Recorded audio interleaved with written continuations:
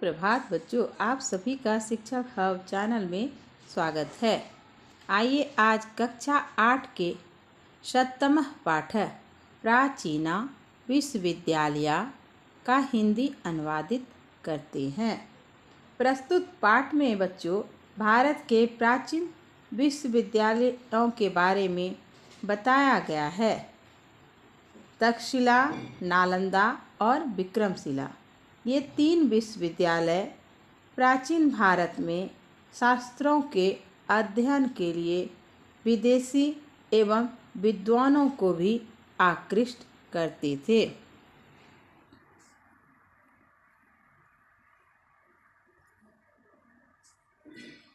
बहुना शास्त्राणां ज्ञान विषयाणां च यत्र शिक्षा दीयते तस्यैव अभिधानं विश्वविद्यालय इति। अनेक प्रकार के शास्त्रों और ज्ञान के विषयों की शिक्षा जहाँ दी जाती है उसी का नाम विश्वविद्यालय है। तत्र सुयोग्या अध्यापका निष्पक्ष भावेन छात्रान् पाठयन्ति। वहाँ पर सुयोग्य शिक्षक निष्पक्ष भाव से छात्रों को पढ़ाते हैं। छात्रश्च परीक्षा अंतरमेव तत्र प्रवेशं लभन्ते। छात्र परीक्षा पास करने के बाद ही वहाँ प्रवेश पाते हैं। विश्वविद्यालय ज्ञान केंद्राणि भवन्ति। विश्वविद्यालय ज्ञान का केंद्र होता है। ज्ञानस्य विकासो अपि तत् निरंतरं जायते। वहाँ पर हमेशा ज्ञान का विकास होता है। प्राचीने भारते तक्षशिलायां प्रसिद्ध विश्वविद्यालय 6ठ शतके ईस्वी पूर्वमेव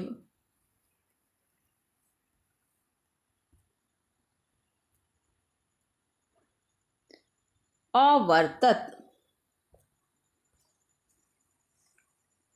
प्राचीन भारत में 6ठी शताब्दी ईस्वी पूर्व में तक्षशिला में प्रसिद्ध विश्वविद्यालय था। बौद्ध साहित्ये तक्षशिलाया भूयो भूय उल्लेखो वर्तते। बौद्ध साहित्य में तक्षशिला का बार बार उल्लेख किया गया है। अयं विश्वविद्यालय गांधार देशे आसीत्। यह विश्वविद्यालय गांधार देश में था।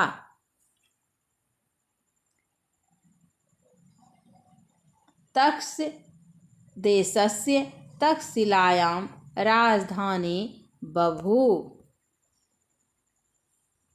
उस देश की राजधानी तक्षशिला में थी। सम्प्रति तक्षशिलाया भग्नावशेषाः पाकिस्तान देशे रावलपिंडी समीपे सन्ति। आजकल तक्षशिला का खंडहर पाकिस्तान देश में रावलपिंडी के समीप में है।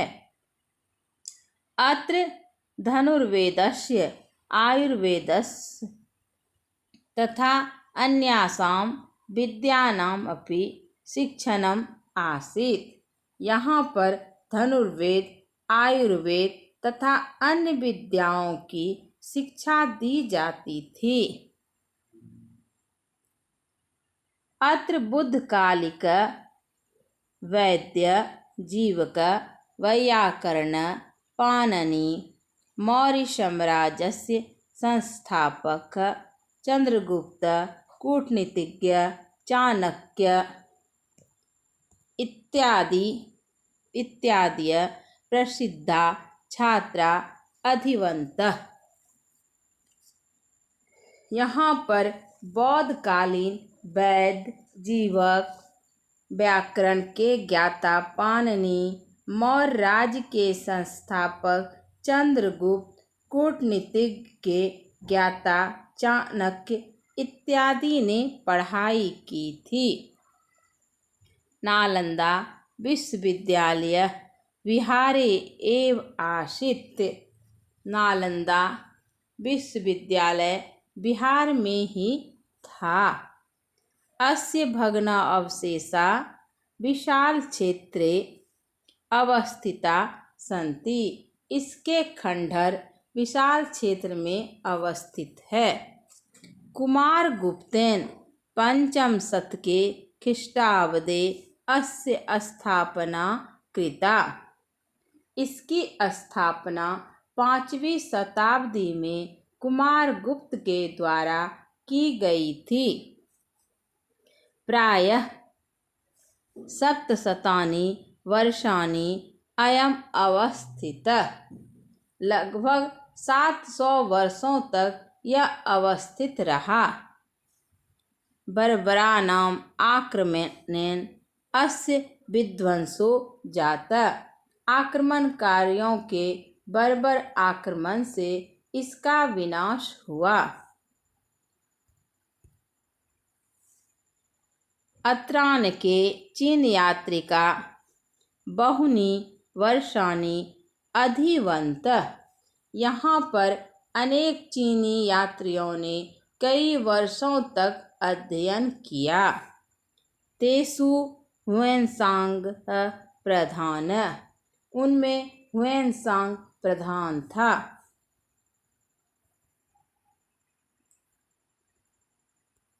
तेन विश्वविद्यालयस्य विस्तृतं विवरणं दत्तम्।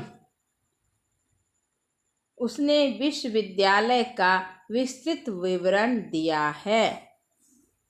अत्र 10,000 छात्रा 1,000 प्राध्यापकः 1,000 अध्यापकः निवसन्ति स्म। यहाँ पर 10,000 छात्र तथा 1,000 अध्यापक रहते थे। यद्यपि बौद्ध धर्मे अस्य अभिनिवेशः आसीत्, किन्तु बहूनां शास्त्राणाम् अपि वर्णनं सः करोति। यद्यपि बौद्ध धर्म के प्रति उसका लगाव था, लेकिन उसने बहुत शास्त्रों का वर्णन किया है। तानि अत्र पाठ्यन्ते स्म। जो यहाँ पर पढ़ाए जाते थे। अस्य विश्वविद्यालयस्य त्रयः महान्तः पुस्तकालयाः सप्तसु तलेषु अविद्यन्ते। इस विश्वविद्यालय के 3 विशाल पुस्तकालय 7 तलों में स्थित थे।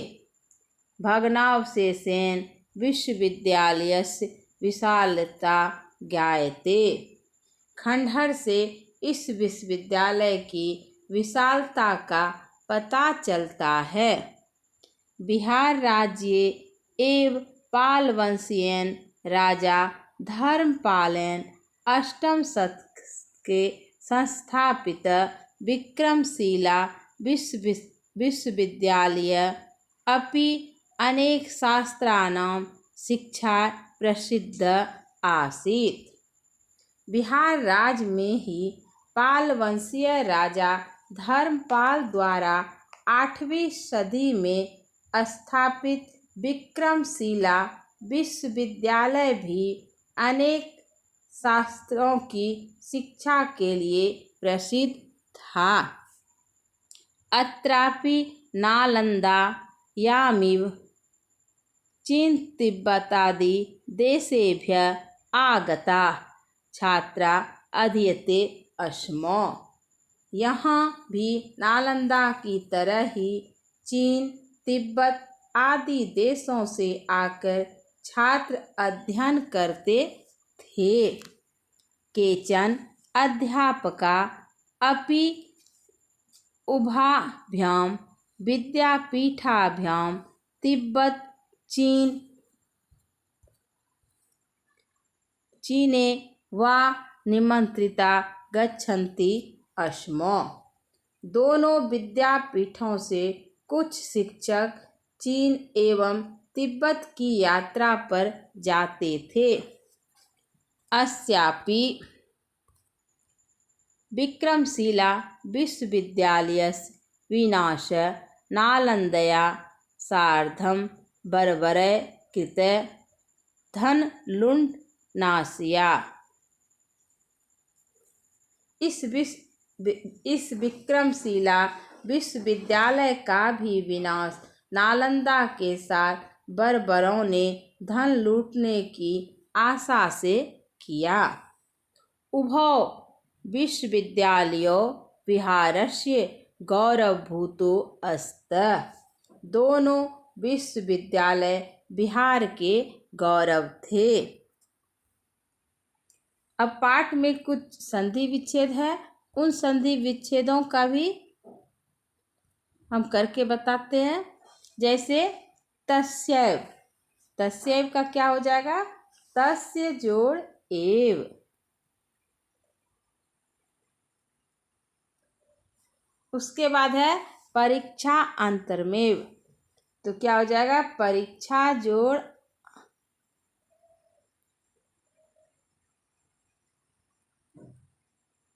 अंतरम जोड़ एव। तीसरा है विकासो अपि, विकास जोड़ अपि। उसके बाद है छात्रश्च,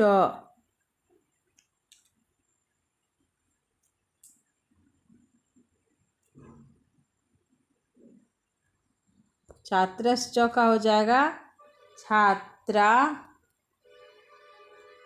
जोड़ च।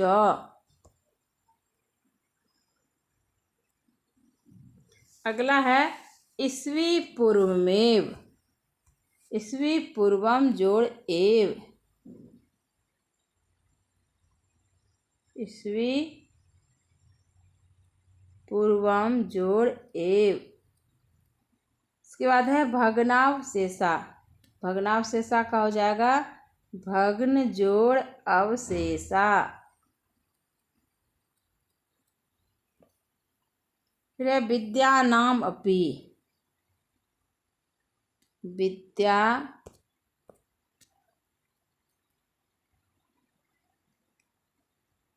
नाम जोड़ अपि। उसके बाद है अत्रानेके, अत्रानेके का हो जाएगा अत्र जोड़ अनेके। उसके बाद एक सहस्त्र अध्यापक, एक सहस्त्र अध्यापक का होगा एक सहस्त्रम जोड़ अध्यापका।